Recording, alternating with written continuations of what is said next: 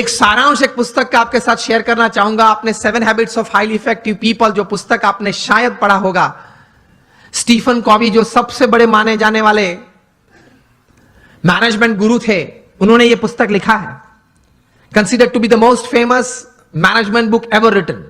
New York Times के best seller में 60 हफ्ते तक ये टॉप पे थी और आज शायद 90% बी स्कूल्स में जहां MBA की डिग्रीज मिलती हैं यूरोप अमेरिका के साथ सब स्कूल्स में यह पुस्तक पढ़ाई जाती है। और फॉर्च्यून 500 कंपनीज के शायद ही कोई एग्जीक्यूटिव्स बचे होंगे जिन्होंने इस पुस्तक का कोई कोर्स ना किया हो, कोई क्रैश कोर्स 1 हफ्ते का, 2 हफ्ते का, 5 हफ्ते का कोर्स ना किया हो। इस पुस्तक उन्होंने लिखा, बहुत समझने वाली ये बात है, ध्यान से सुनना। उन्होंने अपने जीवन में यह पुस्तक लिखने से पहले 3000 सक्सेसफुल लोगों का संपर्क किया, जो सिर्फ धन कमाने में या व्यवसाय बढ़ाने में सफल नहीं, बड़े व्यवसाय के साथ जीवन के सभी रोल में सफल थे। हस्बैंड या वाइफ, ब्रदर या सिस्टर, नेबर या रिलेटिव, फ्रेंड, डॉटर या सन, सभी जो रोल हमें जीवन में सभी को करना है, वो सभी रोल में ये लोग सफलता उन्होंने पाई थी। ऐसे 3000 से ज्यादा लोग को वे मिले और मिलने के बाद शांति से 3 साल तक मतलब विचार किए और फिर ये पुस्तक लिखे, the 7 habits of highly effective people. मतलब अति असरकारक व्यक्तित्व धराने वाले व्यक्तियों के जीवन में ये 7 आदतें मैंने कॉमन देखी। मैं सभी का वर्णन नहीं करना चाहूंगा, लेकिन सिर्फ आपको नाम देता हूं। प्रथम आदत थी प्रोएक्टिव, जो सफलता के लिए बहुत जरूरी है। हम लोग एक्टिव तो हैं, प्रोएक्टिविटी मतलब प्रतिकूल परिस्थिति में सानुकूल प्रतिभाव। प्रतिकूल परिस्थिति में सानुकूल प्रतिभाव। आपके घर में आपके मन के मुताबिक बात नहीं बनी, फिर भी आप सबको साथ देना चाहते हो। आप जो ट्रस्ट में हो, जो संस्था में हो, जिसमें आपका प्रोजेक्ट, आपका विचार अच्छे थे, लेकिन सर्वानुमत से वो स्वीकार नहीं किया गया और किसी और का विचार स्वीकार किया गया, फिर भी आप इतने उत्साह से उस प्रोजेक्ट में अपने आप को वो सेवा में जोड़ सकते हो। ये बोलते हैं प्रतिकूल परिस्थिति में सानुकूल प्रतिभाव। आपका किसी ने अपमान किया, फिर उस वक्त आप स्थिर रह सकते हो। यह सफलता के लिए बहुत जरूरी है। कोई बड़ी आपत्ति आपके जीवन में आ गई, a setback, a failure is part of life, लेकिन उस वक्त आप स्थिर रहे। आपने जो विचार या उस वक्त जो एक्शंस बताए वो नीति नियम के अनुसार थे या गैर रीति में आप चले गए।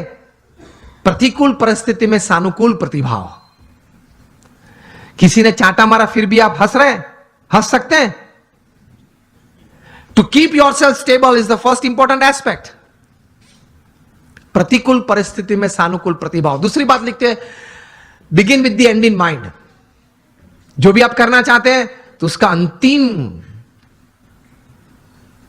परिणाम आप क्या चाहते हैं वो आप अभी से सोच लें, और अंतिम नतीजा शायद क्या भी आ सकता है वो भी आप तैयार कर लें। तीसरी बात लिखिए, putting first things first, priority. चौथी बात लिखिए, थिंक विन विन। आप भी जीते, मैं भी जीतूं। आप भी पैसा कमाएं, मैं भी कमाऊं। आप भी सुखी हो, मैं भी सुखी हूं। क्योंकि यह नेट का जमाना है, एज ऑफ इंफॉर्मेशन है, क्वालिटी कंट्रोल का जमाना है। आप किसी व्यक्ति या किसी कलीग के साथ 1 बार 2 बार चीटिंग कर पाओगे, तीसरी और चौथी बार नहीं। यस और नो? Think win win. मैं जिसके साथ धंधा करता हूं वो भी जीते, मैं भी जीतूं। वो भी सुखी हो, मैं भी सुखी हूं, दोनों कमाए।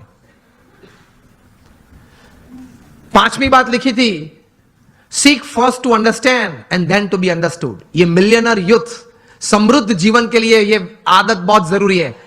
Seek first to understand and then to be understood. आप पहले वो व्यक्ति को समझने का प्रयत्न करें, फिर वो व्यक्ति मुझे समझे, ऐसी अपेक्षा रखे। हमारी बात यह होती है कि देख तू मेरा सुन, पहले तू मेरी बात सुन।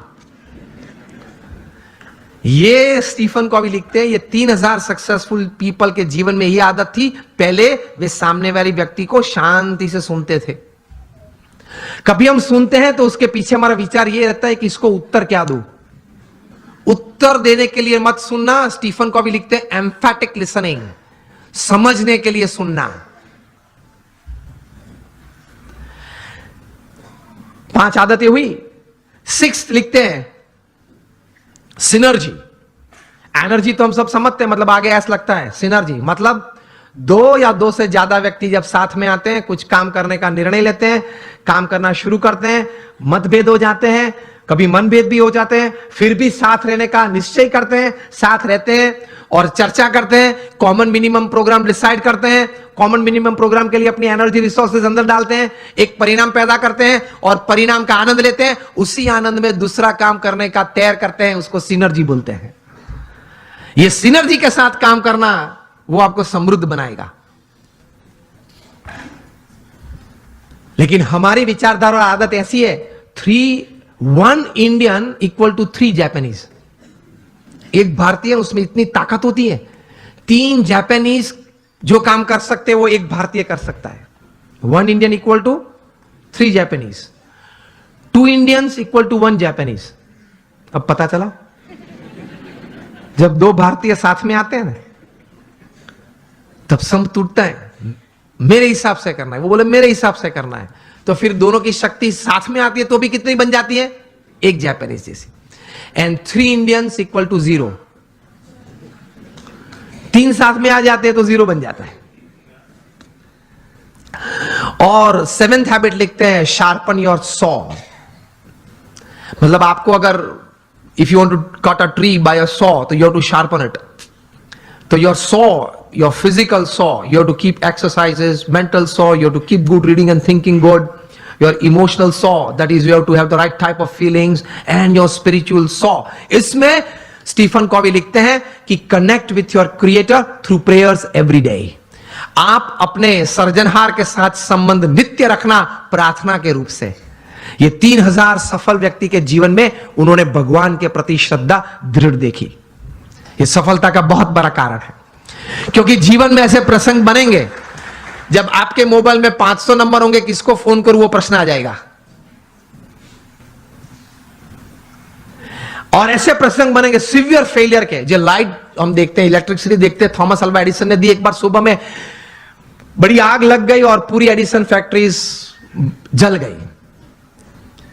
एडिसन को किसी ने बताया, वे चले सुबह में, देखा कि it was a heap of ashes. छोटे बच्चे को साथ में लेके गए थे और बच्चे को बताया कि go and call your mother. क्यों? She might not have seen such a big heap of ash in her life.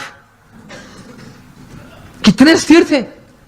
और एडिसन की पत्नी जब आई, तब वो पत्नी तो एकदम जमीन पे गिर पड़ी कि हमारी फैक्ट्री की पूरी जल गई है फैक्ट्री।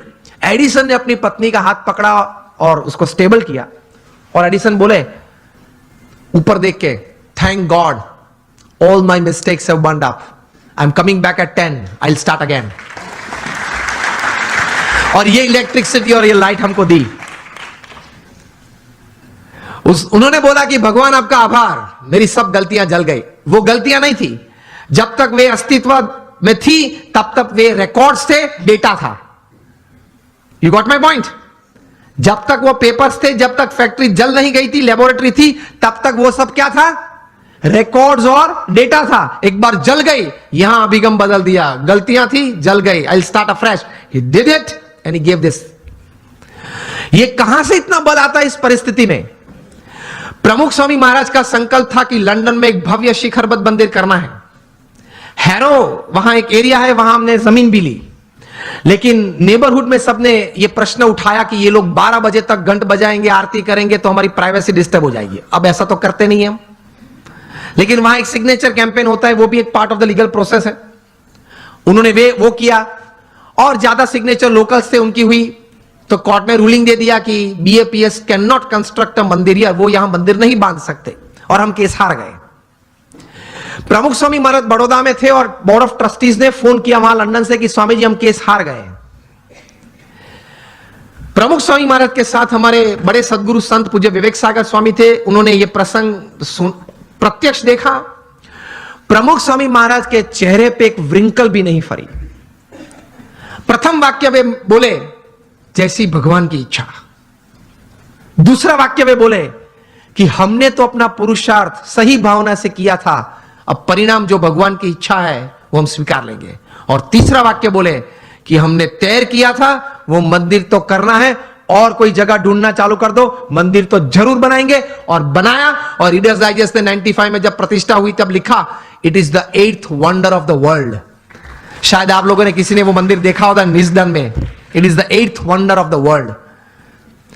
तो ऐसे महापुरुषों के जीवन में से ये बात सफलता के लिए सीखनी है, जब सेटबैक आए जीवन में, कोई फेलियर आए, कोई ऐसी परिस्थिति खड़ी हो जाए, तब ये इंट्रोस्पेक्शन करना कि मैंने अपनी बुद्धि के अनुसार पूरा पुरुषार्थ किया था, हां, तो अब भगवान की इच्छा, जो परिणाम आए वो मुझे स्वीकार है, लेकिन अब जो परिस्थिति है उससे बाहर निकलना है, और जो तैर किया वो करना तो है ही।